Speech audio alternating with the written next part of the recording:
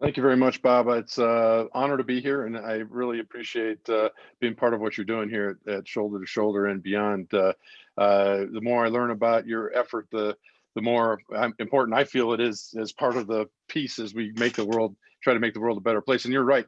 I think it's good to explore this and look at some very difficult questions. I would that not only is it a good idea to do what we're trying to do, but it's imperative that we change the way business has been doing business and during our world. I will start with a quick overview of a video that we have at CoPeace, and then go. I'm literally going to scroll through a presentation and look forward to question and answers. And yeah, I look forward to difficult ones as well. So Right. I'm going to share my screen right now, and I think I'm going to do this right. There it Go. is. Yeah. Okay. Thank you. And we'll go right into a video with Out of mind. the. If you can't, it doesn't exist. That's a common thought in the world right now. There are some exceptions. We never seem to have trouble understanding that a faraway object like the sun has an impact. We add water, life grows. But we don't always understand or want to think about things unless they're directly affecting us. The climate crisis, disease, inequality, hunger. These can be far away or future problems for many people, so why worry about them? We often invest money or make purchases without considering the far-reaching impact. Unfortunately, this form of capitalism, without a conscience, is destroying our society and planet. Seeking financial returns exclusively is not working. CoPeace is fighting against this norm. We've reached a tipping point. If we're going to change the course of history for future generations, the status quo isn't good enough anymore.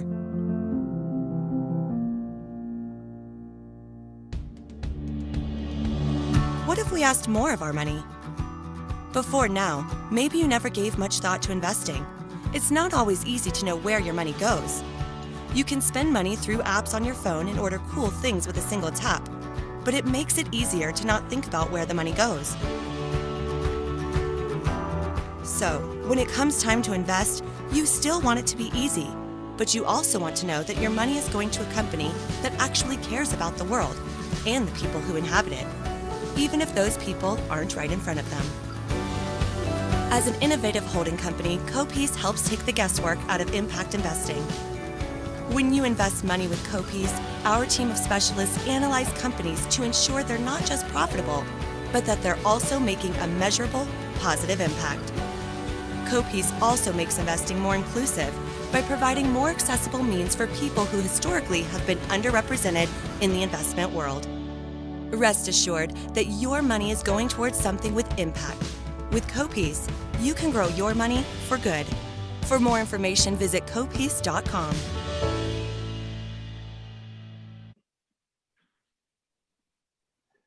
All right, I'm going to roll into our little presentation here. So CoPeace, the idea is very idealistic, and it's one that I've been thinking about for a long time.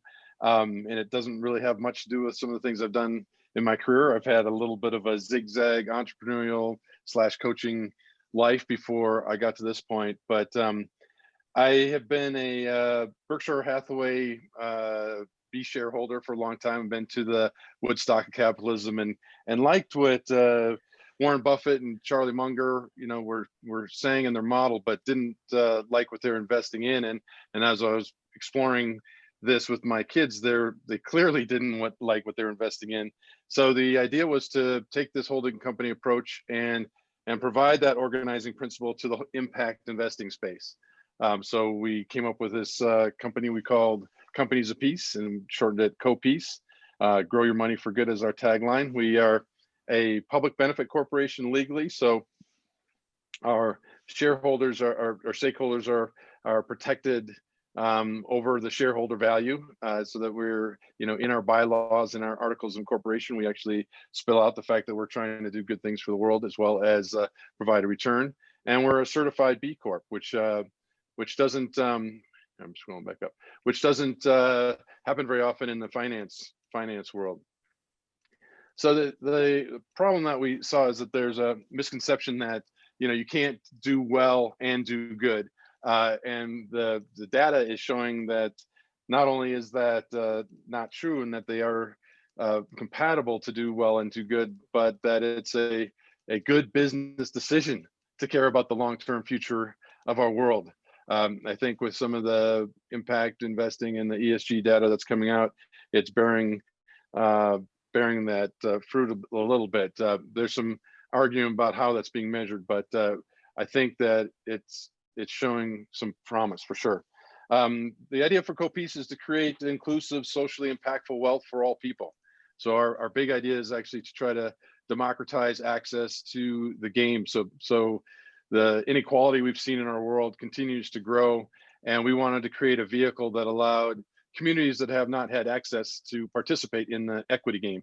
And it ends up that it's difficult to create this vehicle, but we have been fortunate to have the privilege, honestly, of friends and family that have seen our success and some other things we've done, and believe in what we're doing. So they've supported us, and we were able to raise a little bit of money, and now we're into a crowdfunding phase, which we like a lot. So we are trying to create this long-term, patient capital type approach to the impact investing space, and allow many more people to participate. I'm going to go here pretty fast. You can download. I'll send this to Bob and Bill, but you can download this deck from our CoPeace WeFunder page. We like the holding company model because it gives us strength in complementary holdings. So it diversifies us automatically. The SEC exemption allows us to use some of our assets to invest in strategic companies, as well as companies that are subsidiaries or that we own at least 50% or more voting shares. So much like Berkshire Hathaway, we like the diversity of those investments. We do want to find strong management teams that we can help lead. I think we've got an experienced team that is helpful in that case. So it's sustainable investing 101. Historically, socially responsible investing really didn't do particularly well. Everybody was a lot of people were fine, given a couple points here and there, realizing that they were trying to do good things for the world. But we feel like it works much better if you can provide a strong return. So we have we've adopted more of this impact investing approach, which is more directly investing in companies that have potential to have demonstrated social or environmental good, but also a strong return. The current impact space is a little bit clouded, I would say. I mean, I think it's still evolving and still learning from the data that we're finding, but there's a lot of kind of negative screening or less bad that's going on. So if you look at a lot of the ESG mutual funds or ETFs that are out there, a lot of them have the same companies in there that are not necessarily doing great things for the world, but they're definitely doing less bad. And obviously there's room for that. Option 2 in the impact space traditionally has been for individual investors of wealth that could participate directly in companies. There really hasn't been a lot of vehicles to provide access to communities that haven't been able to play the game. So we know that that's a kind of a new challenge, and we know that with that challenge comes a lot of education, and we feel like we're up for that. Market validation we talked to a little bit already, but it's happening. I mean, I know the Department of Labor has wanted to curtail or at least slow down some of the ESG that's going on in retirement portfolios, but it's too late, really. I mean, you're not gonna, investing in oil and gas and coal and some of these things that clearly made our world a dirty place, it isn't providing the return. So people are looking for things that are doing better things for the world. So especially young people and women and people who are care about our long-term future. There's just so much more access to information. I think I give the example of my parents investing, and the fact that they were investing in mutual funds that were not very aligned with their philosophical bent at all. And so if you look closely at what their historic portfolio would be, there'd be some mutual funds that would have 10% oil and gas, 10% for-profit prisons, 10% tobacco, and some things that they would have been, pretty much aghast at being participating in. And young people now, or people, everybody has so much more access to information that they're not letting that happen. We use what we call the head plus the heart plus the math approach, which sounds simplistic, and it is. But it actually helps us guide our approach to finding companies for our portfolio holdings. We are, head, is a good business idea? Is a good idea for our world? Heart, does it have true impact that we can measure? And math is really honestly been the key driver. So whether or not the company or the business has a sustainable path to growth or long-term revenue generation. We've looked at about 150 or more now companies so far, and the good news is there's a lot of companies that are doing good things for the world that are gaining some traction. But the math has been our driver to say no. I think one of the things we're trying to contribute to the impact space is some of our financial acumen that gives some of our models back to these companies. Even if we're saying no, we're trying to help them guide them to some ways to potentially either come back to us or have a chance to succeed. I'm going really fast, Bill and Bob. So our portfolio criteria is pretty robust, and we look at a lot of different things. I think a little bit like Berkshire Hathaway, we want to make sure we're finding companies that do have good managerial health and a good leadership team. It has to have a strong pathway to profitability if it's not profitable already. It has to have measurable social environmental impact, and we're radically transparent at CoPeace, so we want to make sure that they fit that same mold. To the impact measurement piece, which is one that we get a lot right now. I think that we had envisioned we've got a brilliant mathematical economist, for example, and we had envisioned a proprietary tool where we brought in a whole bunch of inputs and spit out our own score. And then as we kept learning more about the space, we realized it's really not that neat. There's a lot of there are several tools out there that we avail ourselves to through the IRIS and GIN and the UN SDGs, and we compare our findings and kind of use some of those tools. But the way we spit it out at the end is instead of having a score, we just try to be very honest and transparent and tell the story of the impact. So that many of us come from the sport background, and we're used to getting things done, and we have an internal slogan that we say, don't let perfect be the enemy of the good, and we see a lot of that in the impact space where people like, it hit 99 out of our 100 clicks, but too bad we can't do anything because it doesn't hit that number 100. So I think we've been a little bit more accepting of something that might hit 99 out of 100. I mean, if we're taking hazardous waste out of groundwater and transferring it into energy,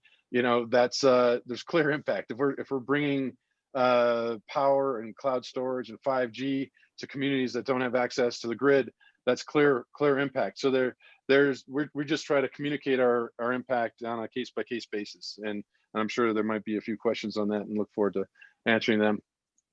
So we've, as we discussed earlier, we have had the good fortune of some decent amount of money getting started. So we're balancing the money coming in with the money going out. Now we have actually five holdings.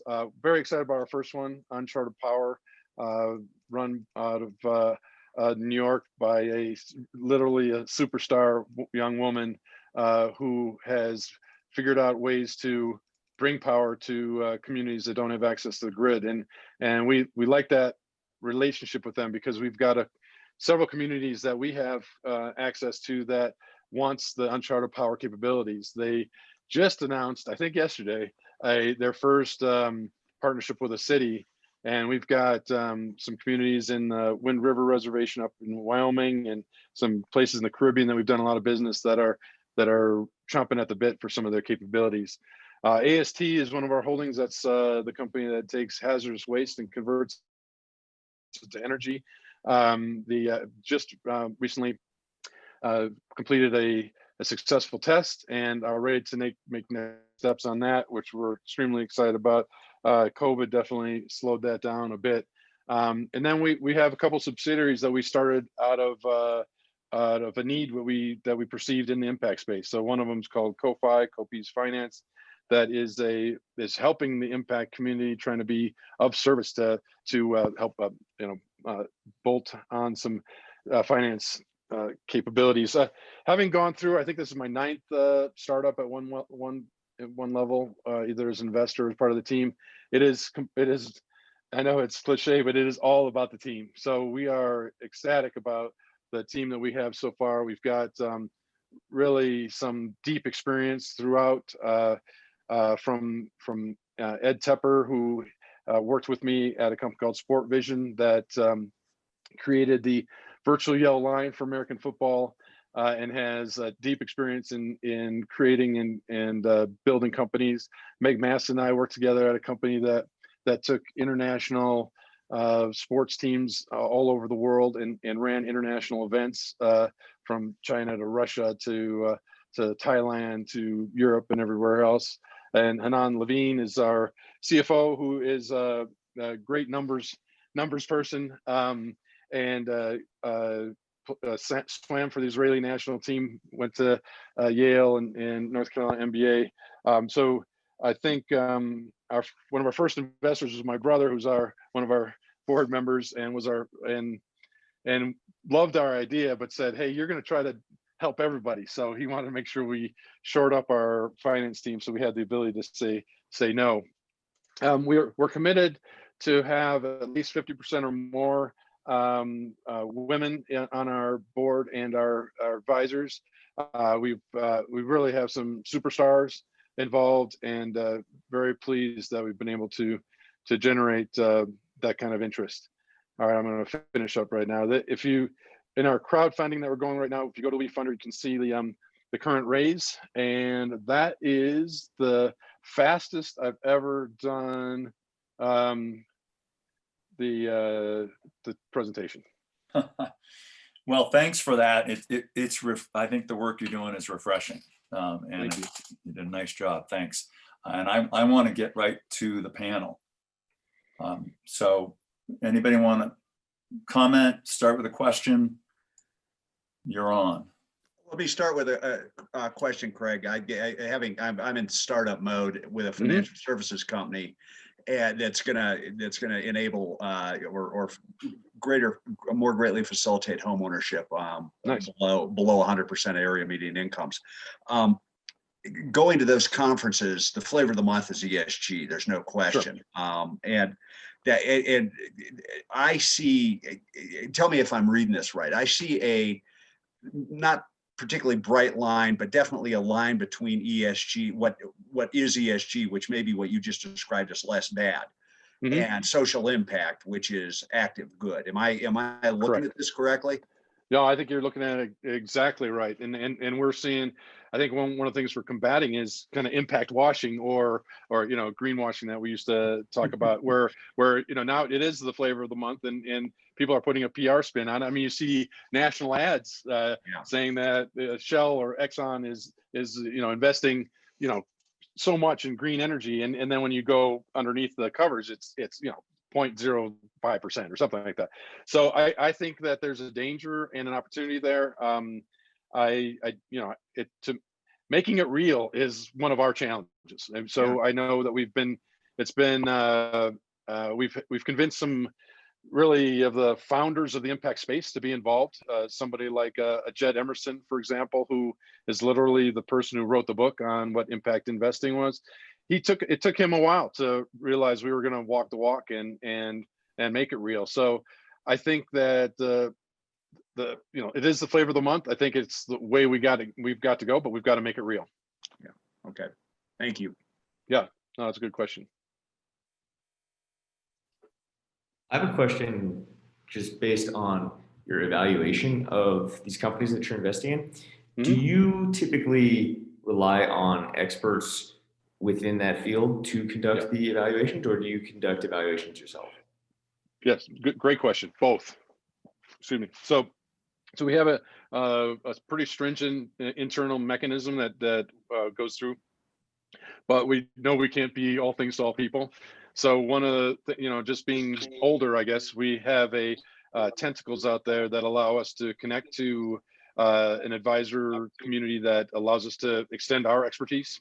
I think a good example is one of my high school friends just recently exited from one of his companies that was kind of doing sourcing and some other things in the industry. He invested a sizable amount of money in CoPeace, but he also said, hey, I'm kind of looking for things to do. So when Uncharted Power, for example, was looking for some sourcing capabilities, he had the connections to be able to get it done. So we've been able to piece together our network in a way that allows us to be bigger than we are. I mean, we're trying to be, small and nimble, but then also have the extended network that allows us to be have some expertise.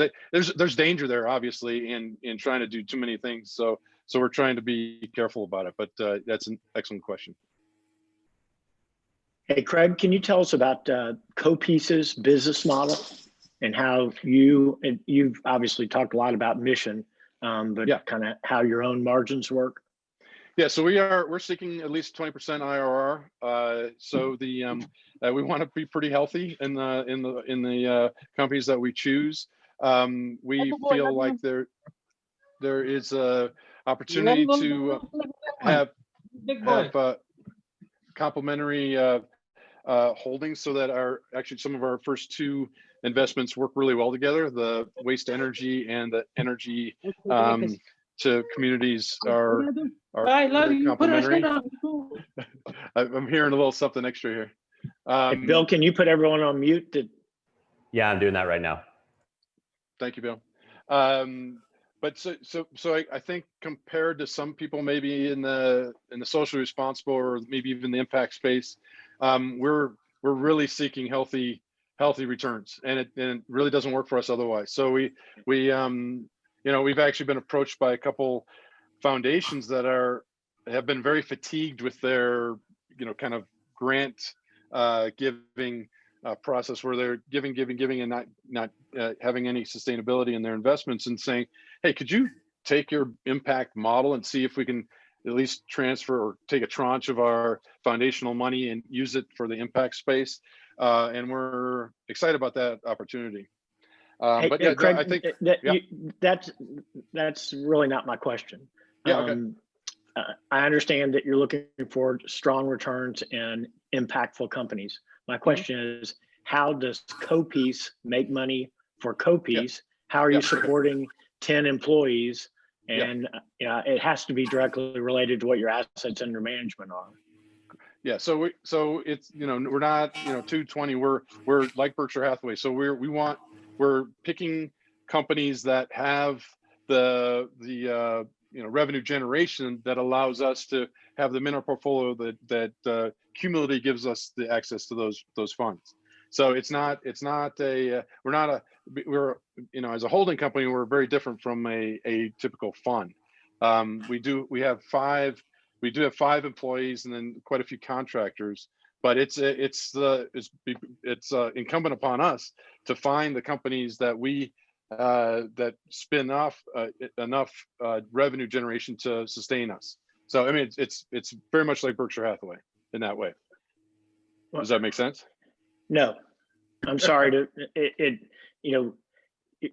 unless you have a consulting agreement with your companies, or they're generating cash flow and distributing it to you, or you have a management fee from your investors, somehow you have to make money. Yeah. So it's kind of all the above there, but we are equity holders in our investments. So as those companies are profitable, we share in that profitability. in some of our subsidiaries, they're 100% wholly owned subsidiaries. So that all of the revenue generation in that case comes through CoPeace. So it's in there are arrangements where we own, strategically own a portion of the equity. There's arrangements where we own 100% of the subsidiary. So in all those cases, we share in the profitable activities of that company. So it's would shorthand be dividend funding, Craig? I mean, that's what it sounds like. You're getting dividends off your investment.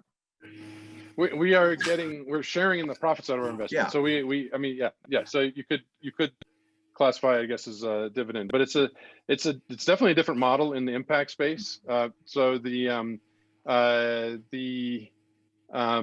we think it gives us pressure and more upside when we perform, and we pick these companies that are throwing off the revenues and the profits that we want. So I know I keep saying like Berkshire Hathaway, but it's the same approach. So in the Berkshire's case, they've got strategic investments in like an Apple and things like that. So they share in the upside of that equity when it grows, but they also have Dairy Queen and a lot of companies or Geico that they actually run and manage themselves. So when Geico generates the money, it goes through the Berkshire Hathaway books. Does that make sense, right. David?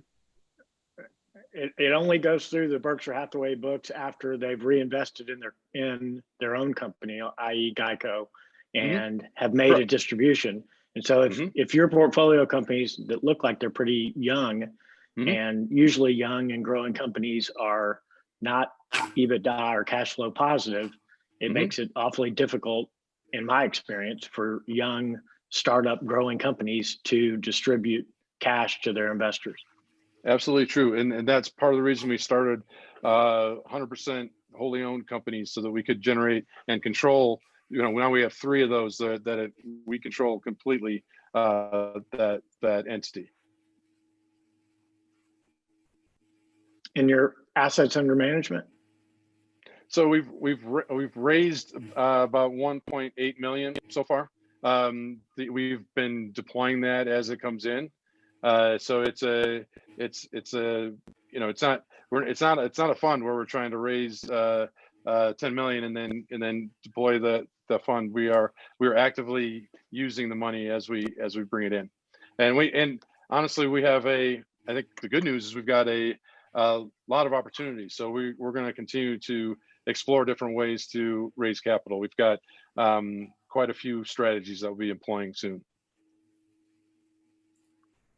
Hi, I had a question. Yeah.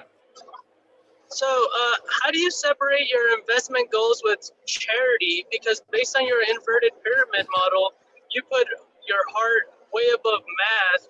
So investing with feelings in that way, I mean, I don't think that's in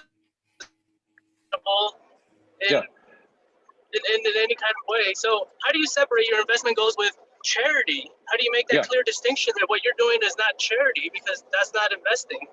Absolutely. No, yeah, we are definitely not a charity. So the head plus the heart plus the math is a filter.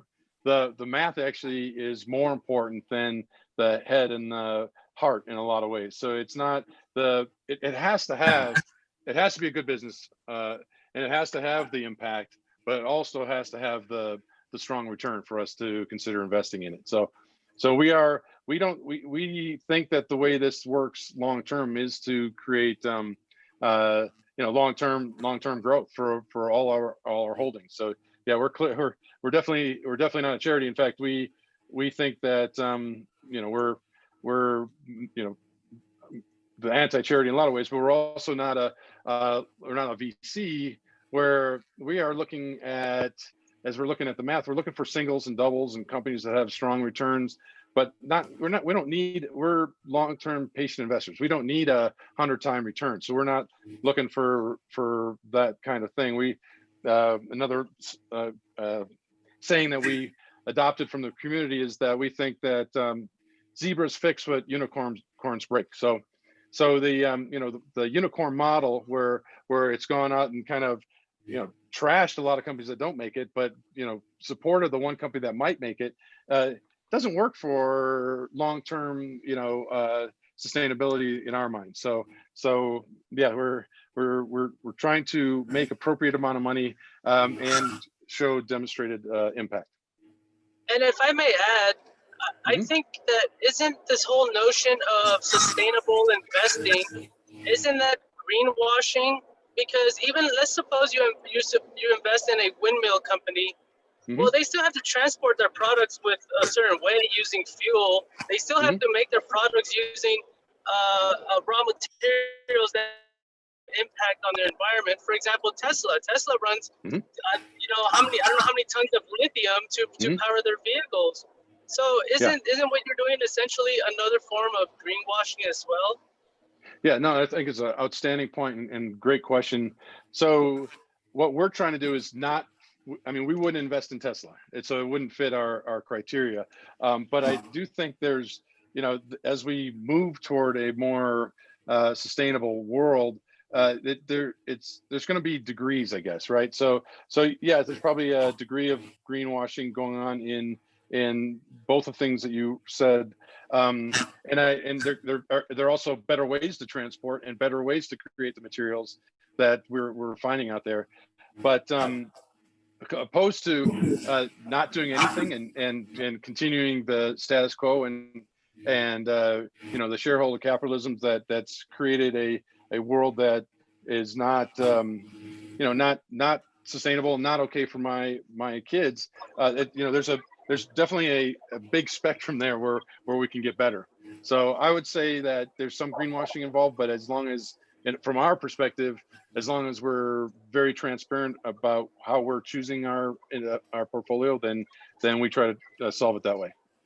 But there goes again that use of the word sustainability. Everybody uses that word, but what does it mean? What does a world with sustainable energy look like? What does that mean? Because at the end of the day, all it is, these are trade-offs. Well, I would argue strongly that some of those trade-offs, are minuscule compared to the status quo. So I think that the sustainability is a term that maybe means different things to different people, but it's definitely got potential to improve the way we're creating the climate crisis. If we can reduce some of the carbon, some of the other things we're putting, spitting out into our world, we don't have much time to do that. So if we ignore these potential opportunities, we have a very perilous future. So I hear what you're saying. I understand the sustainability being kind of a buzzword, and it doesn't really get it all done, but it definitely has some potential to get it done more than we've had historically. Well, I Hey, think, Craig, one more quick question, Craig. First off, I wanted to applaud what you're doing. I personally believe that capitalism is maybe the largest force for good on the planet, and we need leaders like you that are out in front of people and showing them the way. And my previous question with respect to your own business model is, I want you to be sustainable. Your personal company, not just who you're investing in. One quick question on, you mentioned and highlight multiple times on your website that there's only 400 companies that are both a public benefit corporation and a B Corp. My understanding is I thought you had to be a public benefit corporation in order to be a B Corp. Can you explain the differences? Yeah, no, great question. There's a lot of confusion on that for sure. But so a public benefit corporation is a legal structure. So we're legally a public benefit corporation out of Delaware that has gone through all the regulatory processes to become a public benefit corporation. So legally our board signed off and everything. So we're PBC. The B corporation, the B Corp, is a certification where you have to go through an extremely strenuous process to be certified as a B Corp. Being a public benefit corporation helps you become a B Corp, but there are a lot of B Corps that are not public benefit corporations, and it's there's definitely a lot of confusion out there on the marketplace on that. It's something that was difficult for us. We were a kind of a square in a round hole thing on the B Corp, because it's more of a gadget driven, or hey, you've got this, you've got this, you've got this, you've got your whole pathway. But we are, being a finance company, we actually use B Corp standards for some of our investments. So we were able to work together to become certified. But there's two different standards. One's legal and one's a certification. Thank you. Mm-hmm. Craig, can you talk about how you measure your non-financial success of your own company? So think about, especially when you're investing across 4 or 5 different categories, what are the KPIs or the measures that you use to see that you're making a difference at scale? Yeah, so great question. We put together our impact report at annually, and we're trying to use the tools that are available to us. So we love the SDGs. We like a lot of things they're doing in the gin with Iris. So we apply those to each of our investments, and then we demonstrate that and communicate that to the world. I would say that's something that's continuing to evolve internally for us, that we are learning the best way to do that. I think that it will continue to improve on our KPI communication, but it's something that we feel good about it. And I think as I talked about earlier, if as long as we're extremely transparent and honest about our process, I think that serves a good purpose for us there. That's not a great answer, but I think that it's just not as neat as we want it to be compared to some other industries we came from. So that's our current way to solve it. I think that'll continue to evolve. I fit another question in here. Yeah. You mentioned you looked at 150 companies about so far, and about your selection process. Where does it start, or how do these companies find you, or you find them, or you're trying to be inclusive also? So could you talk about that? Yeah, very honestly, we really haven't opened our doors for the process yet. And so it's come to us through very organically through our network and our advisors, and now there have been a few people that kind of smelled out that we've given out some money, but we think that in the near future we'll be advertising what we're doing. So we haven't really done that yet, and I know that'll increase our potential of things we're looking at. We do like the way we're going about it now. We are trying to find companies that are diverse and different and led by women and people of color, and a lot of these are factors and things we're choosing so far. But I